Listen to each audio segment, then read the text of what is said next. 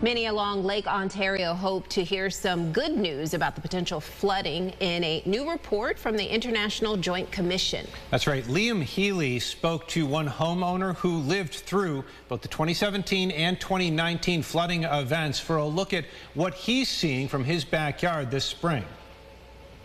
Living coastal can be a dream for many, but for those along Lake Ontario, they know it comes with its own risks. Some, like Eric Egan, who lives right around Cranberry Pond. The flood levels, when they happened in 2017 and 2019, it was stressful, but getting to live here sort of outweighed that. It was worth it still for us. Cranberry Pond sits right at the same level as Lake Ontario, as the two are connected by both Long Pond and an inlet channel. So all of our flood events in both of those years, when the wind came, when the lake was high, the wind would blow in and all that water would come in.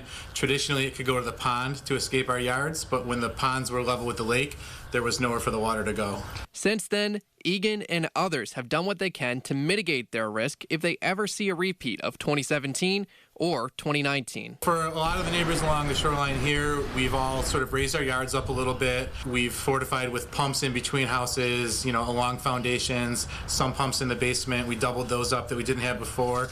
And as for how he feels about this year, I'm not too worried. We've had a dry spring. We didn't have a big snowpack, and they seem to have been learning from what happened in the past. Despite a perceived lack of risk this year, fallout from the floods continues as FEMA is preparing to redraw flood maps, which could bring a bigger financial burden for insurance costs. It's never good to have rising costs, so if they put us into a flood zone that we weren't in before, and then you have an insurance requirement, obviously the cost of living goes up, so it's a concern for sure. Reporting from Cranberry Pond, Liam Healy, News 8. Thank you.